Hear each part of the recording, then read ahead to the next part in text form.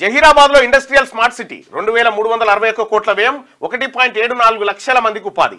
ఏపీలోని ఓర్వకల్లు కొప్పర్తిలో కూడా smart city corridor. మొత్తం 10 రాష్ట్రాల్లో ఏర్పాటు కేంద్ర కేబినెట్ నిర్ణయం. 6450 కోట్లతో 3 కొత్త రైల్వే ప్రాజెక్ట్స్. ఈశాన్య రాష్ట్రాల్లో 4000 కోట్లతో హైడ్రో పవర్ ప్రాజెక్టులు. 234 నగరాలకు ప్రైవేట్ ఎఫ్ఎం రేడియో ఛానల్స్. ఇప్పుడు ఎవరు చూస్తుండే ఎఫ్ఎంలు? అప్పుడు ఎఫ్ఎం టీవీ లేనప్పుడు రేడియోనే. ఆకాశవాణి వార్తలు చదువుతున్నారు. వివిధ భారతి వాణిజ్య ప్రసార విభాగం. ఈయం ఆకాశవాణి సంప్రతి వార్తా సుయంతం అని ఇట్లా సంస్కృత వార్తలు ఉంటుండే, హిందీ వార్తలు ఉంటుండే. అప్పుడు ఒకసారి ఆ వార్తలు వింటుండే. ఏం పెద్దయ్యా అంటే చిన్నమ్మ వరినారు ఆకుపాగులు ఏదో తెగులు వీటి ఏం చల్లాలి, పిచికారి చేయాలి,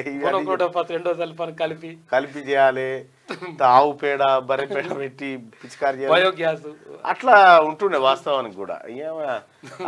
రేడియో ఛానల్ నిజంగా ఈ తరం ఏదైతే ఉందో చూడండి లేదు, అటు ఏమీ లేనప్పుడు ఉంది. మా ఊర్లో నా చిన్నతనంలో ఒకటే టీవీ. అవును, ఒకటే టీవీ. ఆ టీవీ కూడా ఇక ఆయన కొట్టంగా తిట్టంగా పెట్టడం కూడా అందరికి రాదు. మళ్ళా ఆయింటినా అదేది ఇది ఉంటుంది. మీరు చాలా మంది ఆయింటినా తిప్పి ఉంటారు ఇట్లా. చేకోడు కింద చూస్తుంటాడు, వచ్చింది అంటాడు.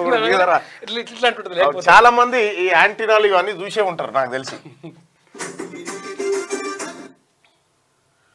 మార్నింగ్ న్యూస్ చూస్తున్నటువంటి మిత్రులారా, ఈ లైక్ బటన్ ని క్లిక్ చేయాల్సిందిగా మీ అందరు రిక్వెస్ట్ చేస్తా ఉన్నా.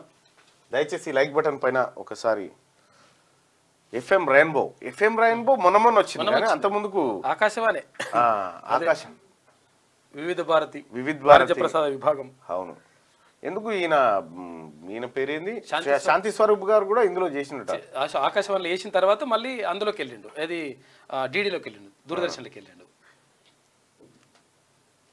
చాలా మంది అప్పుడు ఏది క్రికెట్ వరల్డ్ కప్ లో వస్తే అది ఏదో ఒక ఇండియా ఆటనో ఏదో ఒకటి వస్తా ఉండే అలా. ఇక దాన్ని తిప్పి మాకుండే ఆనాడు రేడియో ఉంది సార్. అప్పుడు రేడియో ఉండడం కూడా స్టేటసే మరి. ఆ తర్వాత దానికో పుల్లా ఇట్లా అంటుండే. ఆ తర్వాత సెల్ ఫోన్లలో రేడియో వచ్చిన తర్వాత మళ్ళీ ఇవన్నీ వచ్చినాయి. వరంగల్ 103.5